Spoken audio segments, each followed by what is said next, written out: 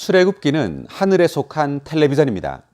영적인 것들을 보여주기 위해서 하나님께서는 그림을 사용하시는데 이 그림이 바로 이스라엘 백성들의 어떤 역사입니다. 특별히 출애굽기는 이스라엘 백성들이 애굽, 즉 이집트를 탈출하는 기록을 상세히 그려놓았는데 이 그림을 통해서 영적인 여정, 그리스도인들의 영적인 여정이 어떻게 펼쳐지는지를 볼 필요가 있습니다. 오늘 칠판에 제가 이렇게 이집트, 광야, 가나안이라는 이 세 장소를 그렸는데 이 세 장소가 무엇을 의미하는지 한번 이야기해 보겠습니다. 이집트. 이 당시에 이스라엘 백성들은 이집트의 식민지 아래 있었습니다. 그러므로 이스라엘 백성들은 이집트인들에 의해서 강제 노역을 하고 있었죠. 이 당시 이집트의 왕은 파라오였습니다. 지금으로 말하면 대통령이라는 뜻이 되겠는데 파라오가 이집트의 왕으로서 이 파라오는 이 세상의 왕인 사탄을 상징합니다. 지금 이 세상의 왕은 사탄이죠. 사탄이 이 세상을 지배하고 있고 사람들은 이 사탄이 지배하는 이 세상에서 노예 노릇을 하고 있다는 것을 출애굽기에서 보여주고 있습니다. 그리고 이집트는 세상을 상징합니다. 사탄이 왕인 세상입니다. 이 이집트에서 이스라엘 백성들, 이스라엘,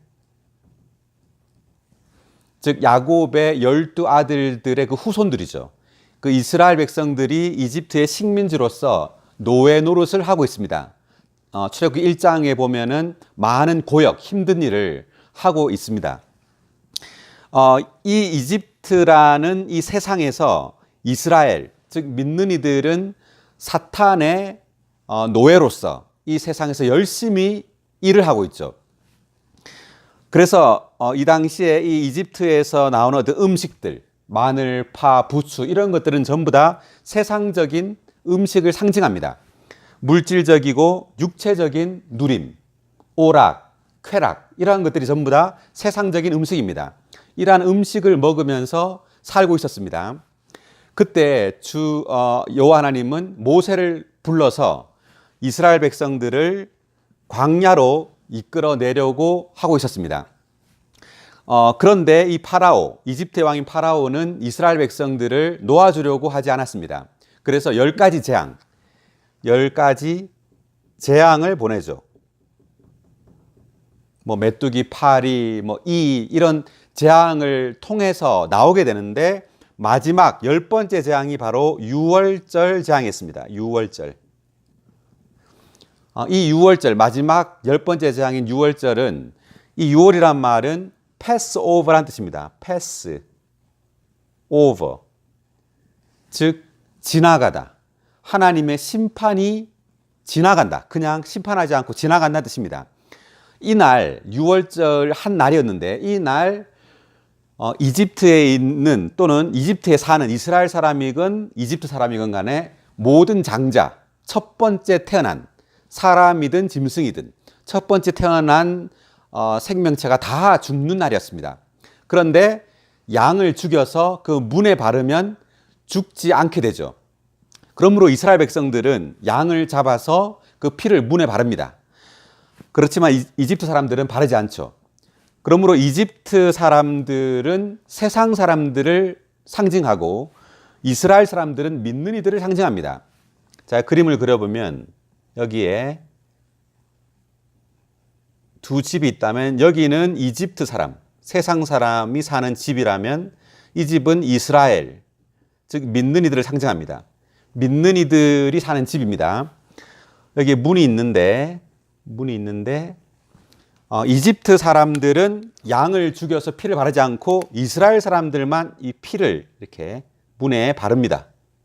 이렇게 유월절 날이 왔을 때 여호와의 사자가 오죠. 장자를 죽이러 옵니다. 장자를 죽이러 오는데 피가 없죠. 이집트 사람들의 집에는 피가 없기 때문에 이 안에 집안에 있던 장자, 아버지가 장자면 아버지도 죽고 아들이 장자면 아들도 죽는 것이죠. 그래서 죽입니다. 피가 없기 때문에.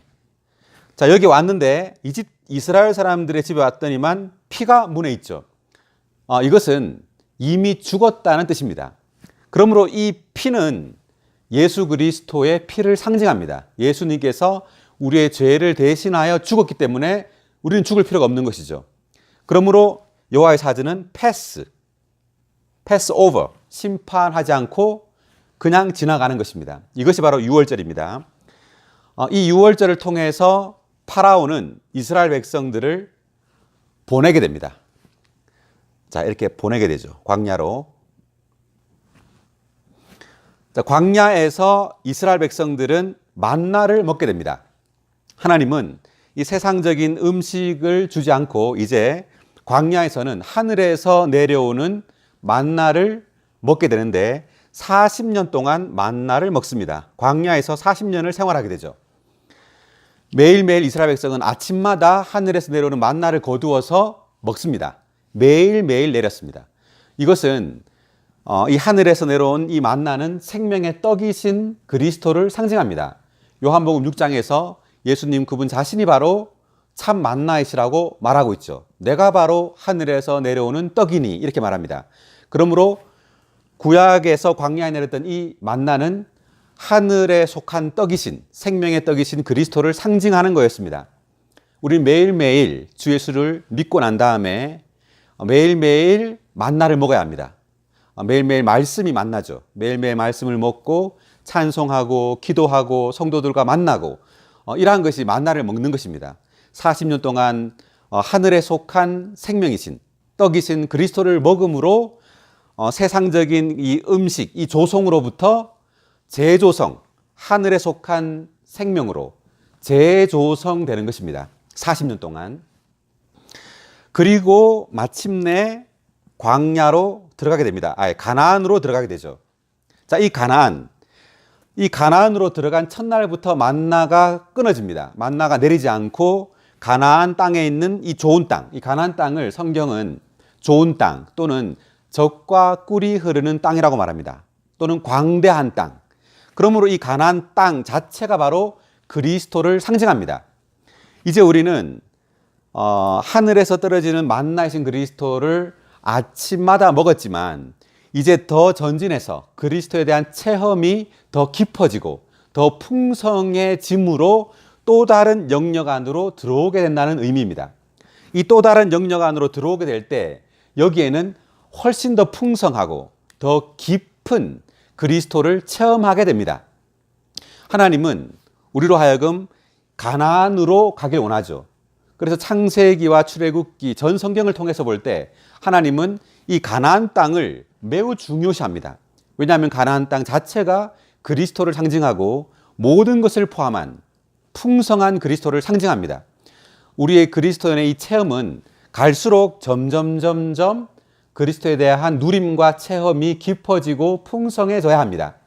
그럴 때 이 가나안 땅에서 성전, 하나님의 성전이 이렇게 이걸 성전이라고 한다면 하나님의 성전, 하나님의 집, 하나님의 거처죠. 하나님의 거처가 건축되게 됩니다. 사실상 이 하나님의 거처, 하나님의 집은 믿는 이들 자신입니다. 이스라엘 백성으로 상징되어 있는 믿는 이들이 하나님의 안식할 거처입니다. 우리는 그리스도를 풍성하게 누림으로 그리스도로 적셔지고 그리스도로 조성되어서 하나님께서 우리 안에서 안식할 수 있는 존재가 되어가는 것이죠. 그럴 때 우리는 완전히 하나님의 거처가 됩니다. 이것이 바로 하나님의 목표입니다. 여기서 한 가지 더 말씀드린다면 이집트에서 광야로 올 때 여기에 홍해가 있죠. 홍해를 건넙니다. 그리고 광야에서 가나안으로 들어갈 때 여기에는 요단강이 있습니다. 요단강. 자, 이 두 바다를 건너므로 또 다른 영역으로 들어가게 되는데 이것이 의미하는 것은 이 둘 다 침례를 상징합니다. 침례. 그렇다면 이 침례가 뭘 상징하느냐 하면 홍해를 건넌 것은 이 세상적인 누림, 이 세상에 속한 것들이 모두 다 죽임을 당하는 것이죠. 죽임을 당해야지만 이 또 다른 영역, 분별된 영역 안으로 들어올 수 있다는 이야기입니다. 우리가 주 예수님을 믿음으로 여기에 어린 양의 피가 우리에게 적용이 되었습니다. 우리가 복음을 들음으로 주님의 피, 주님의 구속이 우리에게 적용되므로 우리는 하나님의 영원한 심판으로부터 구원을 받았죠. 자, 그리고 홍해를 건너게 되는데 이 홍해에는 바로 이 세상에 속한 음식들, 물질적이고 육체적인 그 모든 누림으로부터 또한 우리는 구원을 받아야 합니다. 이러한 모든 누림이, 이집트의 세상의 모든 누림이 이 홍해에서 다 매장되어야 한다는 뜻입니다. 다 매장이 되고 광야에서 만나를 먹음으로 하늘에 속한 영적인 음식으로 재조성, 우리의 존재가 다시 조성되는 시간이 필요하죠. 40년이라는 시간이 필요하다는 뜻입니다. 오랜 시간 동안 우리는 그리스도를 누려야 합니다. 그럴 때 우리는 다시 요단강을 건너게 되는데 이 요단강은 자아의 죽음을 상징합니다. 홍해가 세상의 죽음을 상징한다면, 세상에 속한 누림의 죽음을 상징한다면 요단강은 즉 우리가 주님을 누리지만 여전히 우리 자신을 표현하고 우리 자신이 좋아하는 어떤 목표를 가질 수 있습니다. 하나님을 쫓아가지만 여전히 내가 좋아하는 나의 목표가 따로 있는 것이죠. 그렇지만 우리가 점점점 주님을 누리게 될 때 이제 나의 목표가 따로 있는 것이 아니라 나의 목표가 곧 주님의 목표가 되어야 합니다. 내가 이 땅에 사는 것은 주를 위해 사는 것이죠. 그러므로 내가 가진 것, 나의 가족, 그리고 나의 재산, 그리고 나에게 속한 그 모든 것이 다 하나님을 향하여 있게 됩니다. 그것이 바로 이 요단강에서의 이 죽음입니다. 자아로부터의 해방이죠. 이제 나를 관심하지 않게 되죠. 이제 하나님을 관심하게 되고 온전히 하나님의 목표를 관심하는 사람이 됩니다. 그럴 때 우리는 좋은 땅 안으로 들어와서 그리스도의 측량할 수 없는 풍성, 에베소서 3장 8절에 나오는 그리스도의 측량할 수 없는 풍성을 누리게 됩니다. 또 다른 차원의 그리스도, 더 깊고 심오하고 풍성한 그리스도를 누리는 그 단계 안으로 들어오게 되죠. 그럴 때 우리는 하나님의 거처로 건축되어집니다. 이것이 출애굽기에 나오는 텔레비전, 영적인 그림입니다. 우리 이러한 여정, 이스라엘 백성의 여정처럼 믿는 이들의 이러한 여정을 우리는 계속해서 통과해 가고 있는 중입니다. 이러한 출애굽기의 그림을 통해서 우리는 이 영적인 그리스도인의 여정을 잘 갈 수 있기를 바랍니다. 오늘 말씀은 여기까지 하겠습니다.